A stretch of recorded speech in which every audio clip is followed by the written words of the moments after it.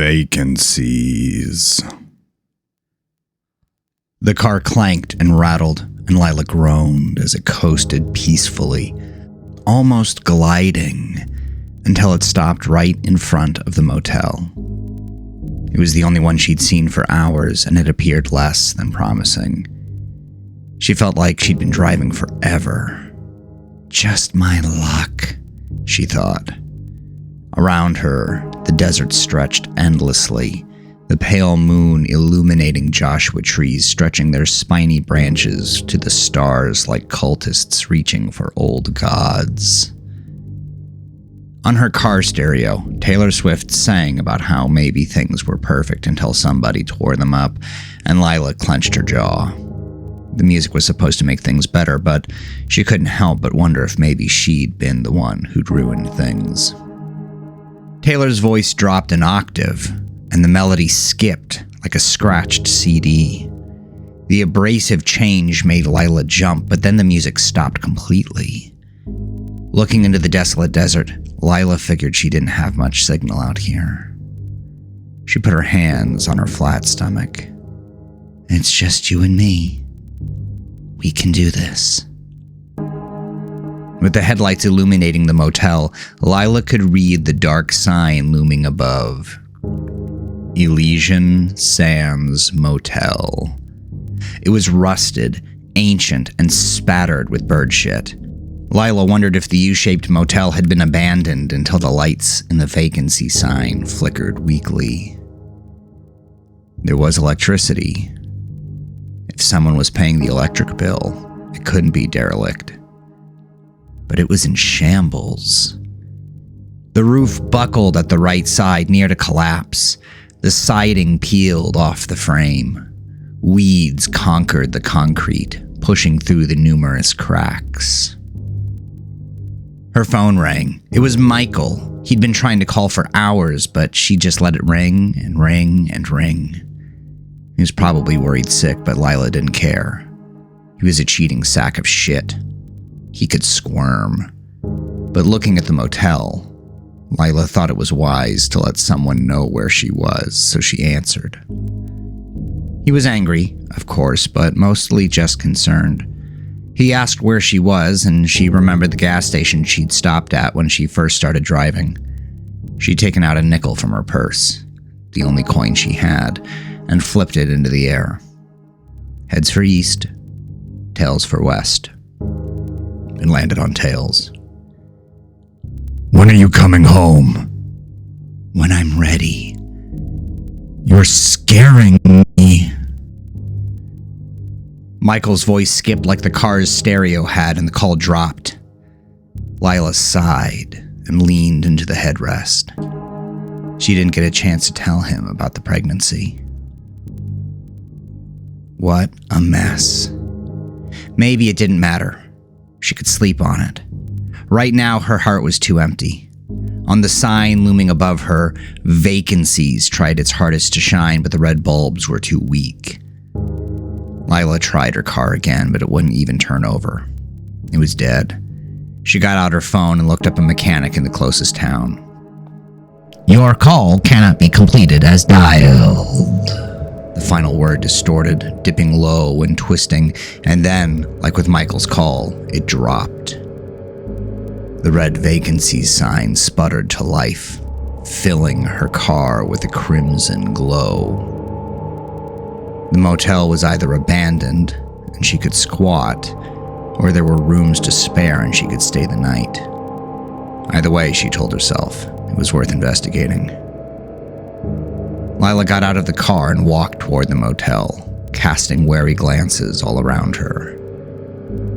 A chilly desert breeze blew by and she approached. On it, she swore she heard something. Voices. Lila whirled around to face the wind, wide eyes scanning the dark, moonlit horizon for something indicating figures. Nothing. She held her breath and listened again. Nothing. In the distance, a lone coyote howled. Startled, Lila whirled in its direction. toward the motel. The motel stared back at her with blank, vacant eyes covered with desert dust. The front office light was off. Lila supposed it made sense. She checked her watch. It was 3:33 in the morning. She didn't imagine anyone would man the front desk so late at such an out-of-the-way motel, especially if there were no customers. Lila looked back at the car. She braced against the desert's chill. The wind sighed again, and a shiver ran down her spine. She was positive she heard voices again. Sleeping in the car, she'd feel exposed. At least in her room, she felt she could hide. Lila's ears pricked to attention. She swore she heard wheels on the concrete. She whirled back to the motel. A man in a jumpsuit pushed a housekeeping cart into a room. "Wait!" she called, running after him. "Wait, I need help!" The man turned around. He was pale-faced and heavy-set with a thin, balding comb-over. His smile was warm. "At your service, Lila!" A chill crawled up Lila's spine and stopped her in her tracks. What did you say?" The man offered her a two-fingered wave that was almost like a salute and then disappeared into the room. The door closed with a loud click that reminded Lila of a snicker. She dashed after the man to room 8. Lila hesitated. How could he possibly know my name? She thought. Lila checked her watch. It was still 3:33 a.m. It was so late. Who would be cleaning rooms at this hour? The wind picked up and she shuddered. Lila entered. The room was trashed. Debris littered the floor. The wallpaper peeled off the walls in heavy, lolling tongues, and polka dot mold mottled the bedside lamp's shade. But the bed was clean. A mint lay on the pillow beside a card. "For our honored guest," it read. "Please enjoy your stay." She passed a hand over the bed. No trace of dust lingered on the comforter. No debris on the pillow. Lila even thought she detected the faint aroma of detergent, but it mingled with the faint coppery scent. The scent brought to mind loose teeth and scraped knees. She pulled the curtains open and looked at her car. She thought about the sounds the wind made. She thought about the cold. Pulling the covers back on the bed, she ran a hand over the sheets. They felt as clean as the comforter, as if someone had just washed them. The fact that they were there at all and not ransacked or caked in dust surprised Lila. She thought for a moment that perhaps someone lived here, but as she inspected the room, checking the bathroom, the closet, the drawers, even under the bed, in search of signs of inhabitation, she found none. She looked at the bed. She was so tired. She'd be safer here than in the car anyway. She made sure the door was locked and the chain was secure. She locked the windows and found a long piece of debris to wedge in the track in case anyone tried to get in. Then she grabbed a metal pipe she'd found lying in the bathroom, brought it to bed, and went to sleep. She had dreams. They contained no definite forms. They were color and shape, smears of bright, painful emotion. Although she didn't see it, she felt as though she were in a broken lighthouse on a desolate cape. She felt as though she had damaged the lighthouse somehow, but it was a secret. Nobody knew what she had done. The color and the shape intensified, burning cold into her. She felt grief because something beautiful was dying. She was awoken by hard rapping on the door. She bolted up, her clothes sticking to her in a cold sweat, and nearly fell out of the bed. A low, guttural voice called out, "Room service!" Lila stared at the door, realizing that her muscles were tense, like she was ready to run, even though she had nowhere to go. She held her breath, daring not to make a sound in the dark room that might betray her existence. Outside the room, wheels squeaked. The sound grew distant, and then she heard another door open and close. Lila let go of her breath. The tension left her body as if cords holding it had been severed. Her body trembled. She counted the seconds of silence, waiting, listening for any sign that the man was still outside. That realization alone was enough to shake her. There were people here. It was then that she realized that the room was not completely dark. Before, the curtains had managed to block out the wan moonlight, but now sharp, colored slivers filtered through the tiny gaps between the sheets of heavy fabric. Lila crawled off the bed and raised a quaking hand to the curtain. She peeked between them. The sign showered the parking lot with bright blue and red. The sign wasn't the only part of the motel that was fixed.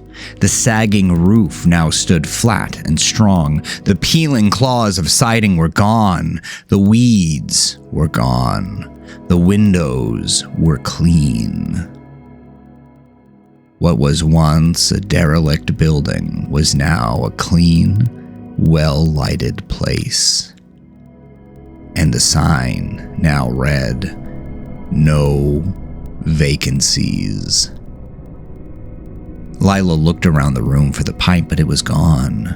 In fact, all the debris was gone. The wallpaper was repaired, the place looked clean and vacuumed, and even the spotted mold on the lampshade was nowhere to be seen. The room was respectable and sound. She peered out the window again. A little down the arm of the small U-shaped building, a door opened. Red light and fog drifted from the open threshold, and a man stepped out. He was pale, wearing a jumpsuit, and deposited a trash bag on the housekeeping cart parked outside the room before pushing it to the next door, whistling a chipper tune. It was the man she'd seen before, the one who had known her name. Maybe he'd know what was going on. At the very least, he'd know how she could pay for the night. Lila didn't want to get in any trouble for squatting in the room. She had enough on her plate as it was. She opened the door to call out for the man, but stopped. A plate of avocado toast and mimosas for two rested on a tray on the ground. It triggered a memory and a vague sense of nausea. This must be the room service that had woken her up. It had to be a mistake. She thought about Gerald. He'd ordered avocado toast and mimosas for them that day. She shook her head. It must be a coincidence. A coincidence and a mistake. Lila called out to the man. Excuse me. Excuse me." He stopped whistling and twisted toward her, smiling. "Oh, hello there. You're awake. Welcome to the Elysian Sands. My name's Caim." Behind her, Lila heard a low, throaty caw. She turned around and saw a line of ravens perched on the edge of the roof of the building's other arm. Their beady black eyes reflected the red light of the sign, and all seemed to be focused on her.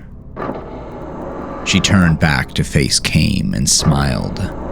"Yes, thank you, Mr. Caim." No, just Caim." "Yes, well, Caim, This is going to sound like a ridiculous question, but where can I pay for the night?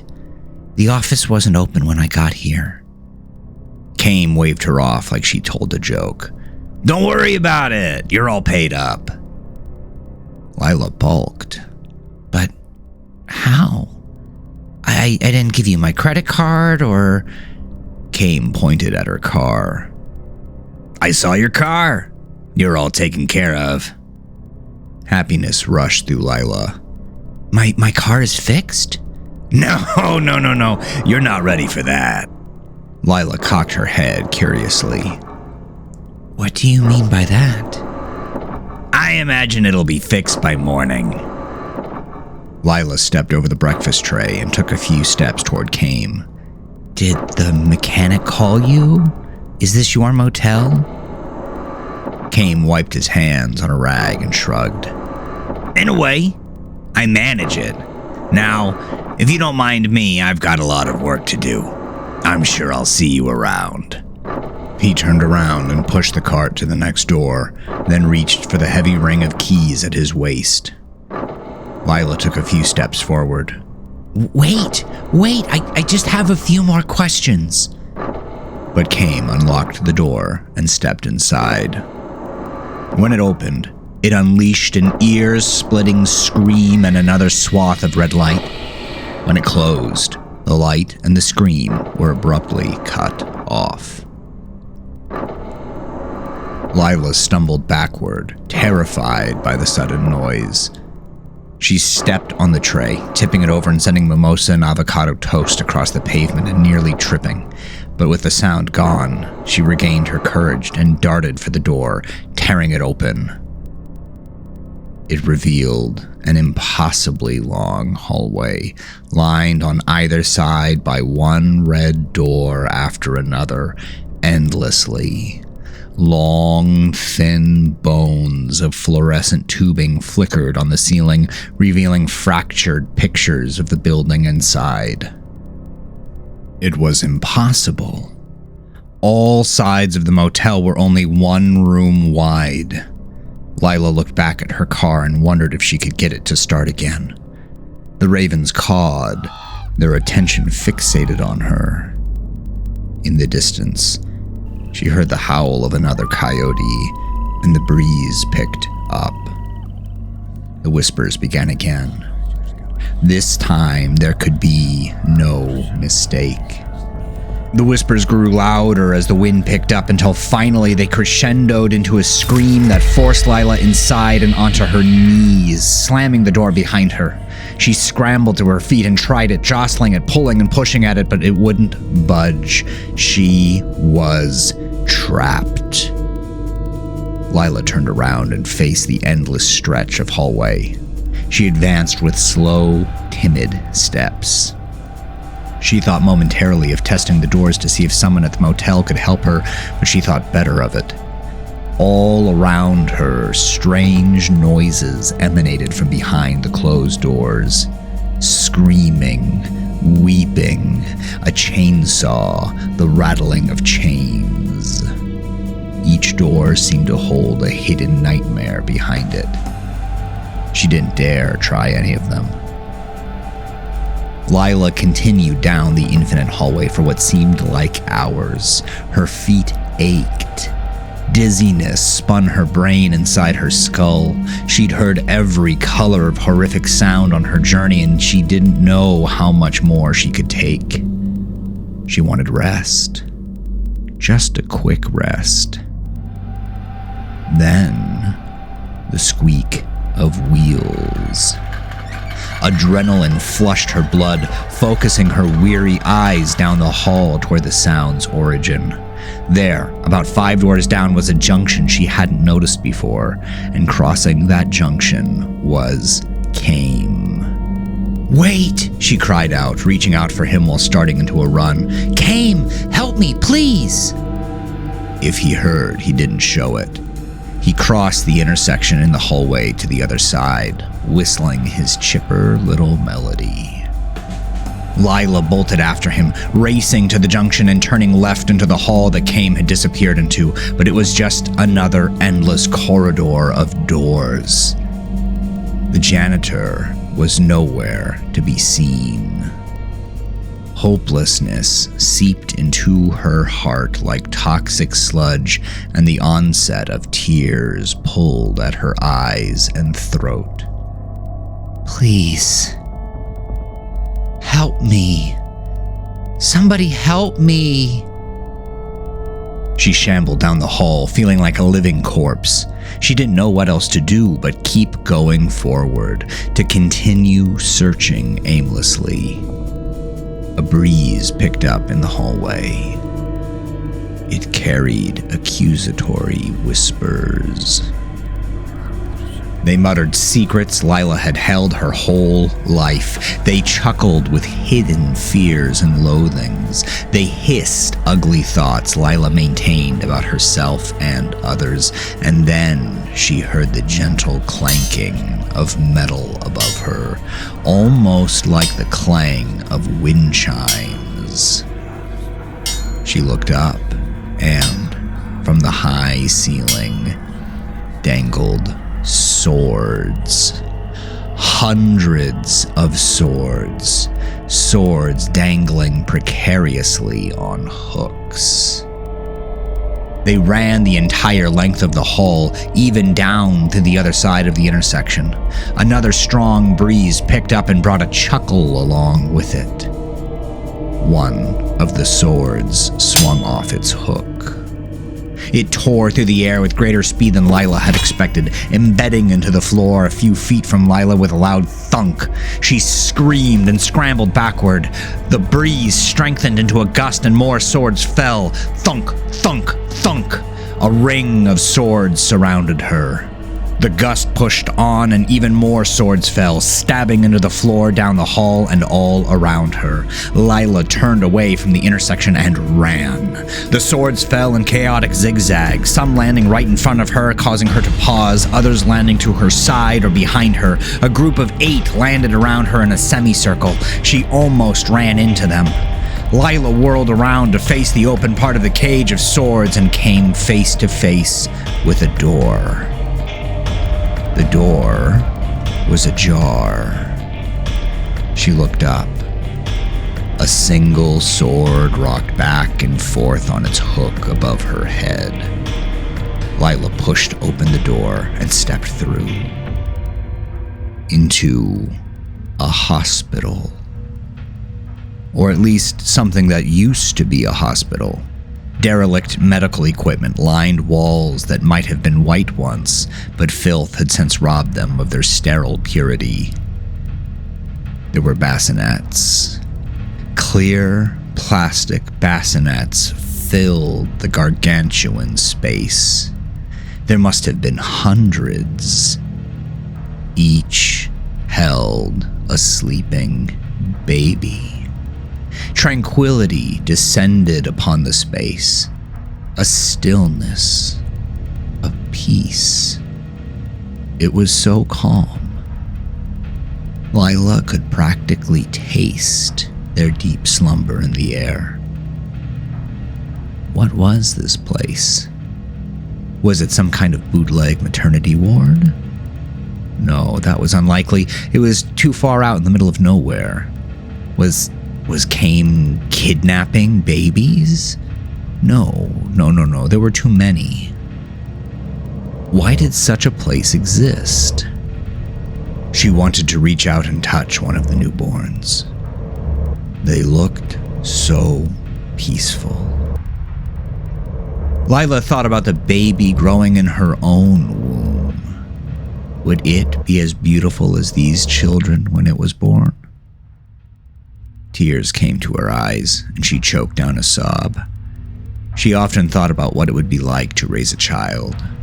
The holding and the soothing, the happy laughter burbling up like a wellspring, the soft, downy hair, the joy of discovering the whole world for the first time. She'd wanted a baby for a very, very long time. Raising a child had been one of her dreams. But Michael couldn't. They tried. They tried a lot. But the doctor said it was unlikely. And now, she was pregnant. Tears flowed freely now, and Lila couldn't contain the grief any longer. It escaped like a bubble emerging from tar in the form of a low, loud sob. She clapped a hand to her mouth, clenching her teeth. She couldn't wake these precious things. They deserved their rest. But it was too late. She sensed the broken piece of the space.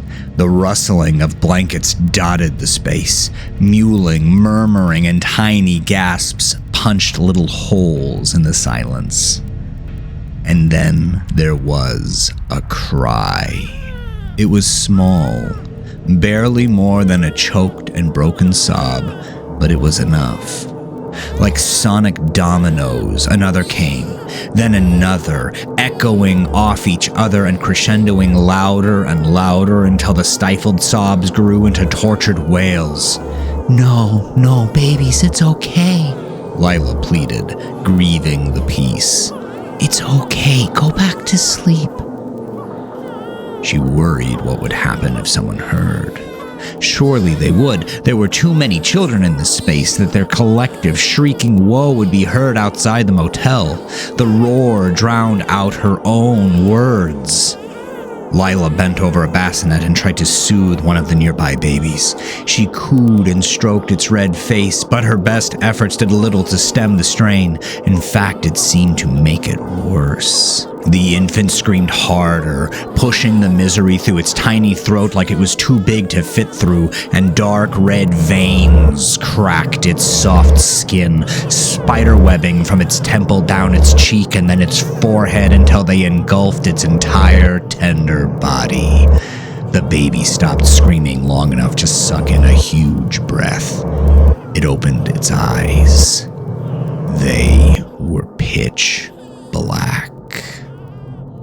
Lila recoiled, stepping backward until she bumped into another bassinet in the row. She turned to look, and the baby had the same veins cracking its pink skin. They darkened from blood red to obsidian. It opened its eyes to gasp, and its eyes were the same black as the first. Lila whirled around to return to the hallway and leave the damned room. She'd face the swords as they were probably all spent now, but when she turned, the door was gone. Only a chalk outline remained. No exit. No escape.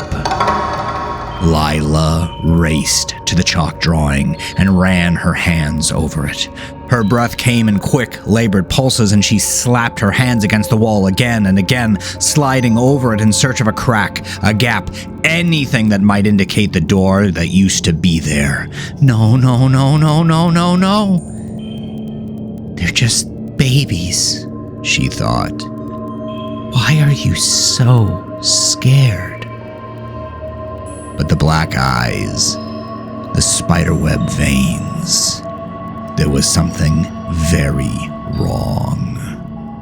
She pressed her back to the wall and ran her hands over her face, tears mixed with chalk dust on her palms coagulating against her skin. And then the crying stopped. It was as abrupt as if it had been a taut string snipped in half with scissors.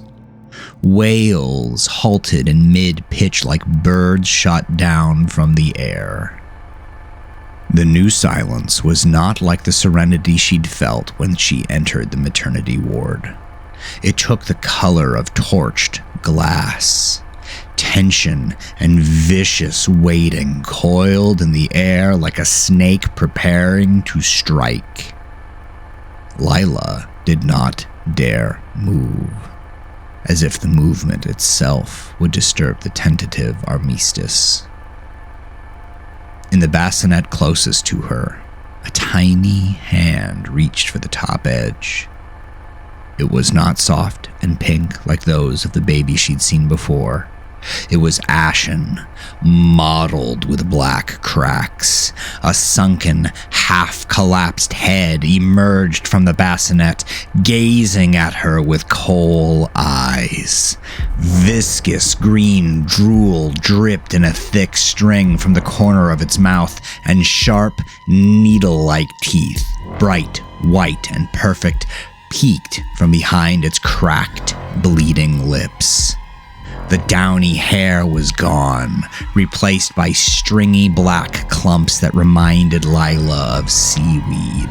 It opened its mouth wide and let loose an ear-shattering wail. And then it heaved itself over the bassinet. Despite being repulsed by the thing, Lila still raced forward, hands out to catch it. She didn't make it. The infant spattered onto the filthy linoleum like a rotten gourd. Lila fell to her knees at the pulpy mess of blood, bile, bone, and flesh, hands quaking, repeating, "No, no, no," over and over again. Something landed on her back. Before she could react, sharp pain lanced through her shoulder and she felt a pressure sucking against her skin. Then another, lower, near her waist. Ahead of her, the babies crawled out of their bassinets and fell to the floor, either exploding like the first one or surviving to scamper toward Lila. She groped around her shoulder for whatever bit her. Her fingers found purchase on the coarse hair of one of the infants, and she clenched her jaw as she gripped hard, then flung it off. It soared through the air with a prolonged shriek, landing into a crowd of its kind, scuttling toward Lila. Its back bent unnaturally, and it stopped moving along with two of the others it collided with. Lila grabbed another and flung it off, then another, but almost as soon as she did, another one of the ash-gray monsters crawled onto her like giant lice. She flung her gaze around the space until it landed on an IV stand. She threw enough of the creatures off of her that she could move, and then she raced toward the stand. Wielding it like a staff, she swung at the gray-skinned infants swarming her. They splattered like spoiled fruit, their whines cut short. Lila fought to the center of the room when she saw the door at the far end. She'd managed to obliterate dozens of the rotten infants, but there were still so many they were like ants streaming out of an unseen hill. By the time she reached the door, black bile and sticky blood coated her from head to foot, and she heaved panting breaths. Lila fought them off at the door until the thin metal pole snapped in half. She threw it into the crowd of monsters, then tumbled through the door. Lila slammed it behind her. It led back to the motel room. It was quiet. It was still. The bed was made, and a tray of avocado toast for two with mimosas lay on the nightstand. She turned around to check the door, to ensure it was locked, but it was gone, replaced by another chalk outline against the yellow wallpaper. The air was slightly damp. The shower hissed through the wall. A familiar scent traveled on the wings of steam leaking from the bathroom. A cologne. Cedar wood with bergamot and leather. It made her shudder with pleasure and shame. The cologne was Gerald's. It was distinct. She'd never smelled anything like it before, and she'd never forget it. It had to be his. Lila approached the bathroom door and reached out to turn the knob when she stopped herself. She hadn't spoken to Gerald since they'd ended things. How would he? The shower stopped. Lila stepped backward as a towel rustled in the bathroom. She fell onto the bed. The bathroom door opened, and a slightly damp Gerald stood in the doorway, a towel wrapped around his waist. "Hello, love. I see you're ready for me." "What the fuck is going on, Gerald? Why are you here?" Gerald cocked his handsome, devilish smile and shook his head. "It doesn't matter. I'm here now." He reached out a hand to touch her cheek, but she recoiled. Lila clenched her teeth. There was no way he could be here. He transferred to the Milwaukee office. He couldn't be here, not since... She looked at the avocado toast on the nightstand, then back to Gerald. "Yeah," he said, nodding his head. "It's about time we had a talk about that day." He rubbed his hand over his jaw, and the stubble grated against his palm. Metallic hissing rushed from beneath the bed. Dozens of chains leaped from beneath it and high above, and before Lila could move away, they wrapped around her, pinning her to the mattress and burning her skin with icy fire. They squeezed so tight that she couldn't move. She flailed against them, but the harder she pushed, the colder the steel became. "You left things so ugly," Gerald said, moving close. He was dressed now, in the same outfit he'd worn the first dinner they'd shared, a green polo with 2 vertical black stripes, jeans and a black blazer. "You cut them off so quickly." "Gerald, it was an affair." "And I'm still a person." Gerald leaned over her, eyes locking with hers. The chains pressed against Lila tighter, squeezing the air out of her. Cold burns bit into her skin. Impassively, Gerald studied her. "You didn't have to end things the way you did. Like I was a hamburger you didn't want to finish." He sighed and straightened up. He walked to the mirror on the wall beside the closet, seeming to study his reflection intently. "I'm a person who loved you." His reflection shifted. Faster than Lila could blink, Gerald's face changed. It snapped back. She wasn't even sure it happened. He scowled, locking eyes with her through the mirror. "Why did you leave me, Lila?" I was scared," she choked out. The chains tightened. Gerald dropped his gaze, shaking his head incredulously and scoffing. "No, that's bullshit." He pointed at the bonds clutching Lila against the bed. "The chains know when you lie, Lila. We bind ourselves tight with the chains of our falsehoods." He pressed his palms together as if in supplication. "I beg you, free yourself. Just tell the truth."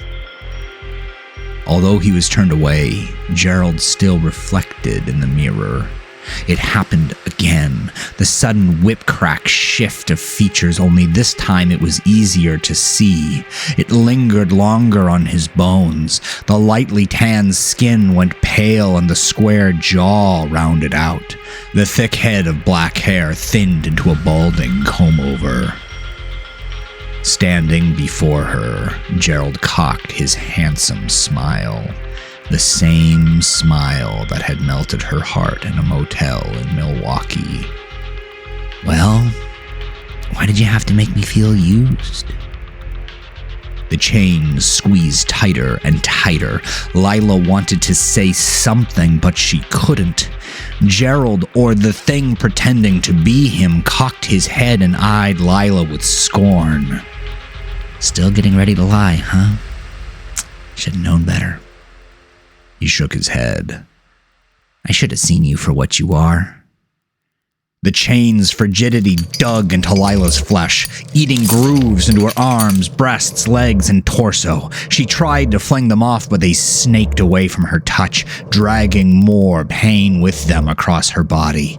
At last, she opened her mouth, ready to confess, and the chains loosened. They loosened just enough for her to speak. "It wasn't you, Gerald," Lila choked out. "It could have been anyone. I just liked that you loved me and that you weren't my husband." So you knew? You knew how I felt about you?" The chains loosened further. "Of course I knew. Everyone in the office knew how you felt about me. Why do you think the rumor got started in the first place?" Gerald raised his arms to his sides, and the cloak of identity shrouding him dropped, revealing Caim. "That's what I'm talking about! Sing for me!"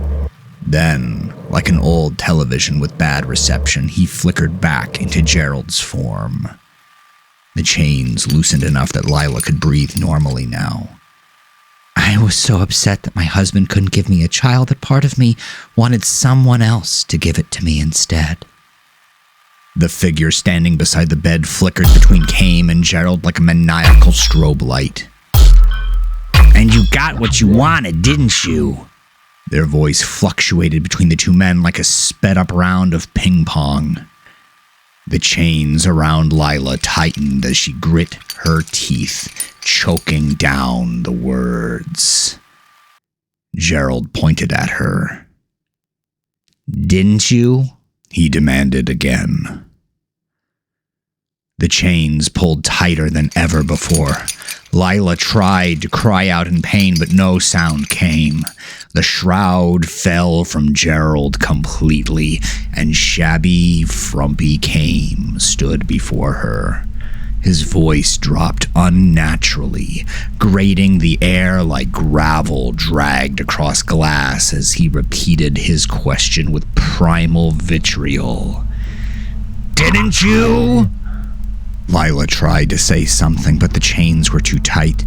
She pushed the word out harder, and they seemed to hear because they loosened. Caim put a hand to his ear. "What was that? I can't hear you." Come again?" "Yeah."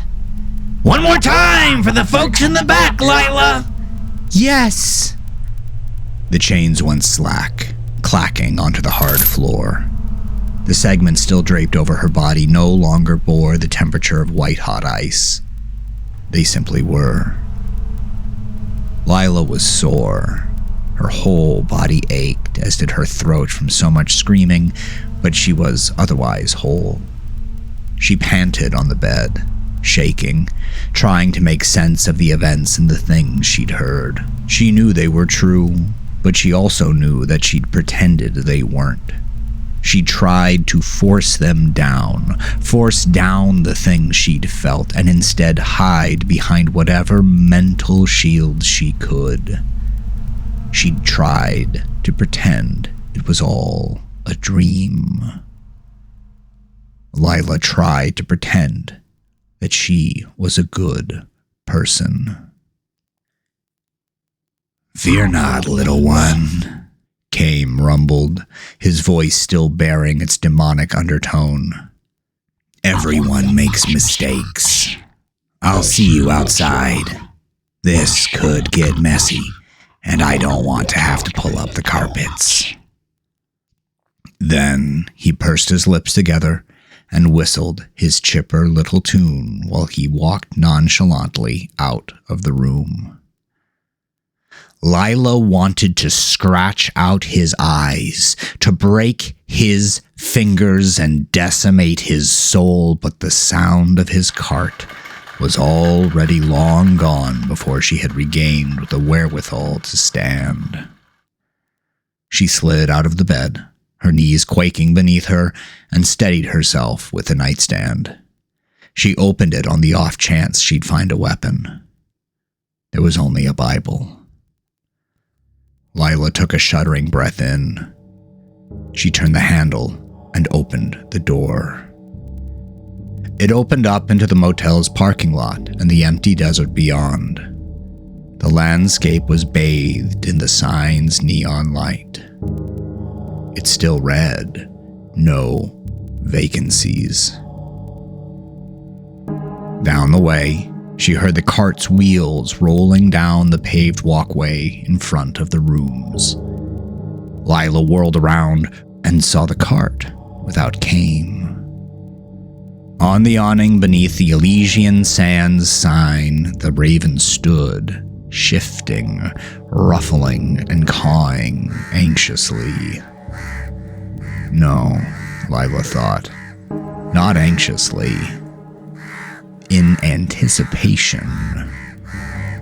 They were here for the show. Lila was the main attraction. "Come out, Caim! I know you're watching me!" She received no answer except the broken caw of the ravens on the roof, like laughter. They kept their gaze trained on Lila. Then they shifted their eyes to the cart. Lila followed their gaze, then advanced slowly to the cart.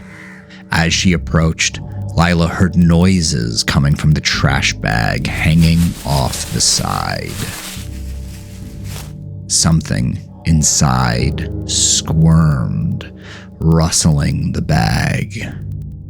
She reached out a hand to lift the plastic lid. The wet, meaty squirming intensified, as if whatever was in the bag shunned the electric glow now permeating its resting place. From inside, there was a gasp, and then a cry.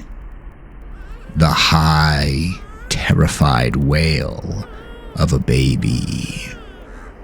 On the awning, the ravens cackled again, seeming to exchange glances with one another.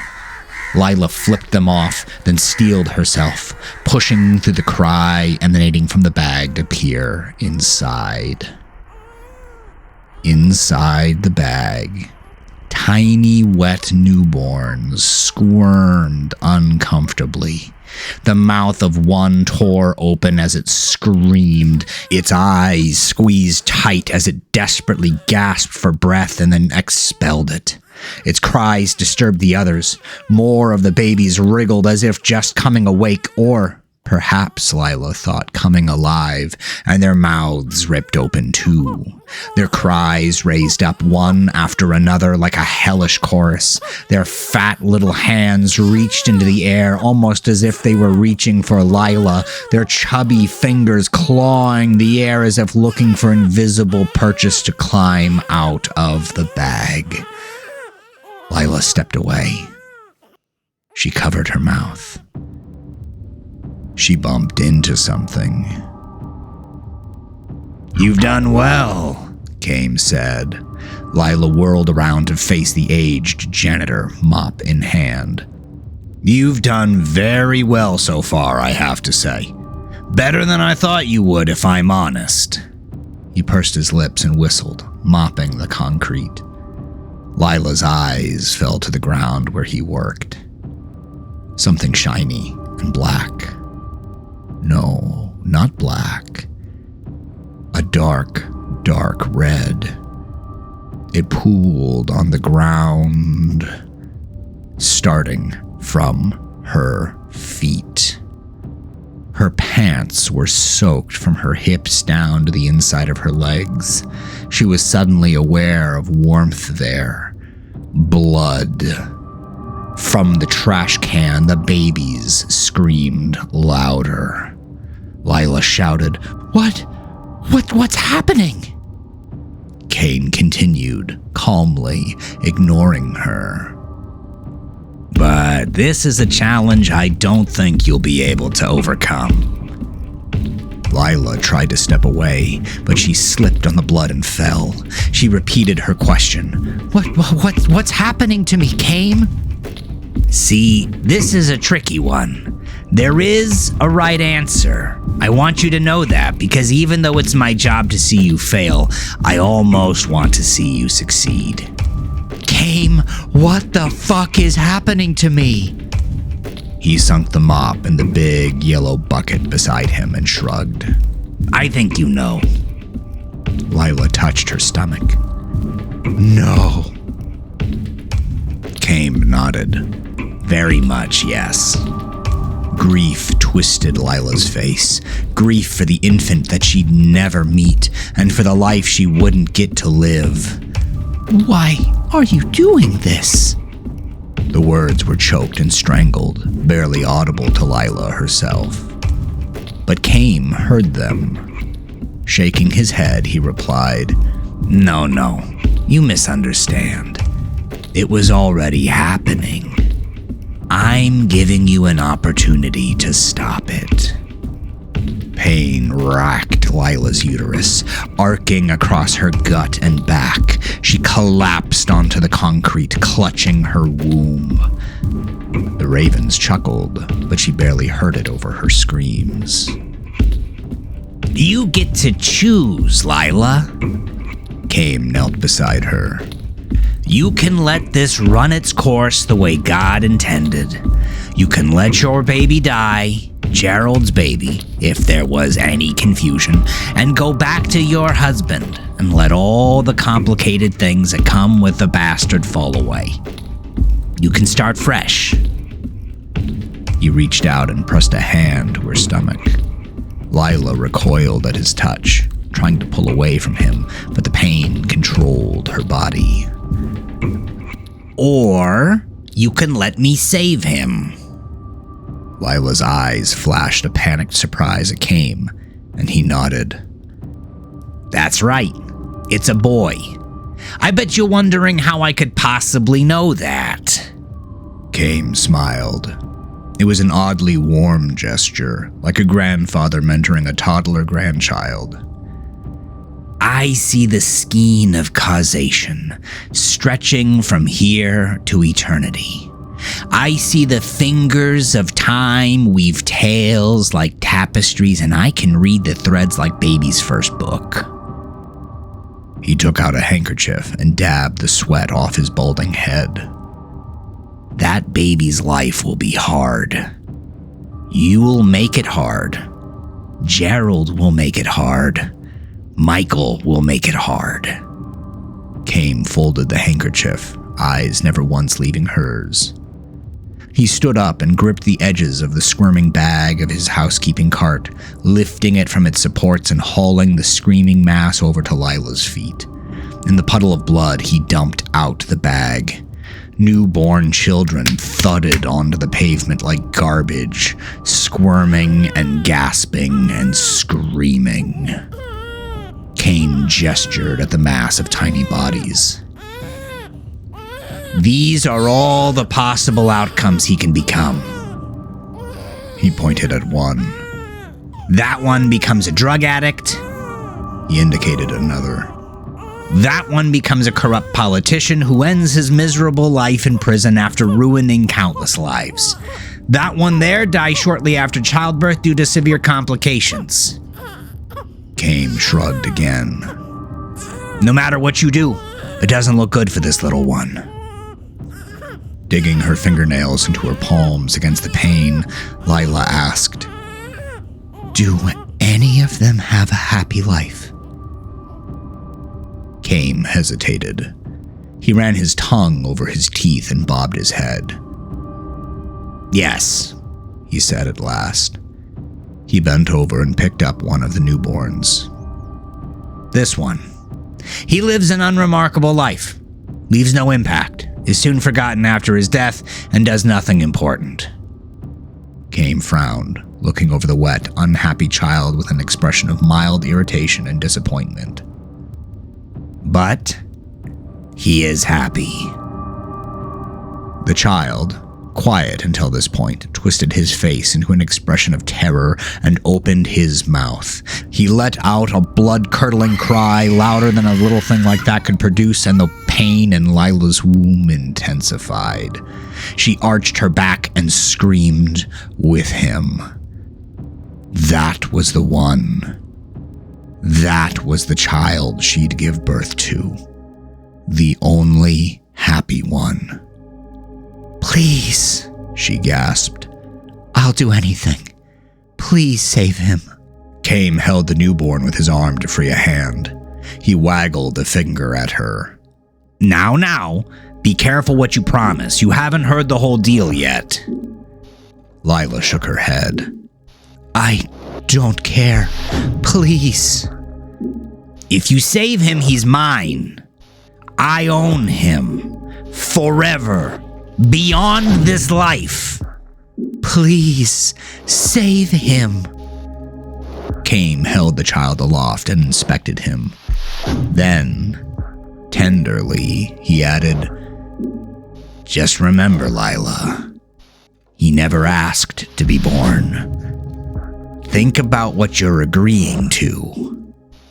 Think about him. But Lila couldn't. She thought about the mess she'd made of things. She thought about the chances she'd missed. She thought about how badly she'd wanted this baby and for how long she'd carried that desire when she couldn't carry him. Any price was worth paying for the opportunity to hold him, to smell his hair, to hear him laugh. She nodded. Deal. The pain stopped even more abruptly than it started. It happened so quickly, Lila wasn't even sure that it was gone. Tears welled in her eyes and a sob built up in her throat, and Lila managed to sputter, Thank you. Caim offered a wry chuckle. Don't thank me yet, we're not done. The newborn in his hands disintegrated into sludge, pooling on the ground and commingling with the blood. The other babies were likewise putrefied. An invisible force gripped Lila's wrists, ankles, and throat, pinning her to the concrete spread akimbo. She flailed against the unseen bonds, but like the chains, the harder she struggled, the stronger they seemed to get. Caim knelt beside her. This is going to hurt. He shook his head. This is going to hurt a lot. He put both his hands on her stomach below her navel. Then the pain began again. It grew and swelled and stretched and tore. It hurt so much that Lila couldn't even cry out in agony. She could only twist her face into a silent scream, so shocked was she by the sheer force of sensation. Caim put a tender hand on her cheek. It repulsed Lila, but she was so overwhelmed by the pain that she couldn't even recoil. She merely met his gaze with mute, terrified pleas as she thought, You said you were going to stop this. Caim shook his head. I didn't say anything like that.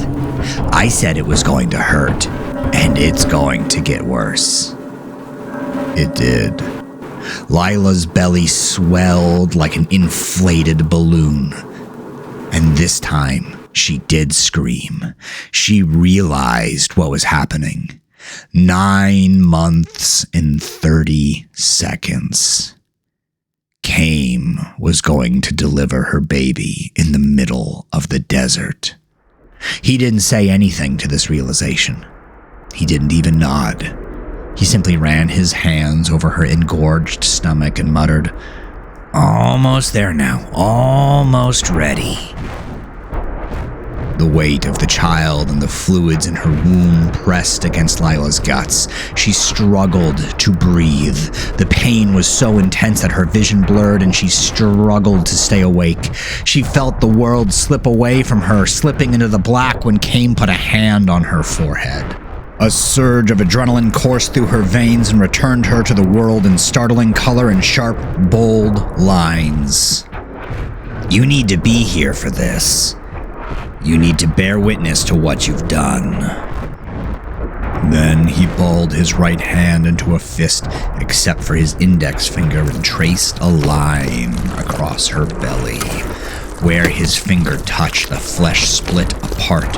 He reached his fingers into the slit and pulled it apart, exposing Lila's bulging womb to the air. Blood soaked the pavement beneath Lila. She didn't believe she could bleed this much and not die. There were many things about the night she didn't believe. Caim pressed a finger to her wound. He dragged it across the organ and split it open. Lila flailed against the invisible bonds, trying through force of will and strength to break them apart, but it was no use. Whatever made them could not be unmade. She was trapped. Caim reached into her womb and pulled out an infant. This is the one. This is the one you get. Holding the newborn tenderly in one arm, he put a hand on Lila's wounds. The blood returned to her body, flowing like a river in reverse, and the flesh sealed up. Lucky for you, it won't leave a scar. That's my little gift.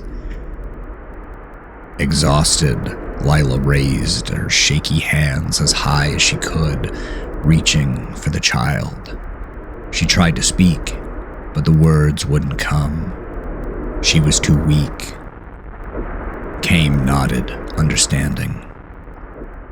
You can hold him. Just remember, there's no guarantee that he'll turn out to be the one you want. Lila shook her head. I don't care. I love him already. Caim smiled. I'll never understand humans. He handed her the child, and Lila clutched him tight to her chest, and even though she was so tired, she found the strength to cry. The baby cried too. It was joyful to cry together. Lila held him and kissed him and told him she loved him. She'd never been so happy in her life. Caim took the handkerchief out of his pocket and wiped his hands with it, tossing the filthy rag onto the cart. Well, I suppose my work here is done. We won't meet again, Lila. I can promise you that. He pointed at the baby. But he will. He'll get to know me very well. With that, he pursed his lips together and pushed the cart down the walkway, disappearing into one of the rooms. It took a while, but Lila's strength returned. It must have been part of Caim's gift to her. She managed to limp to the car, and this time, it worked. She pulled the car out of the Elysian Sands Motel's lot and headed east. As she pulled away, she took one last look at the motel. The sign now read, Vacancies. On the drive home, Lila didn't even think about Caim's promise. She didn't think about what it meant or what implications it would have, and she didn't once wonder if she'd made the right choice. A full heart always has vacancies.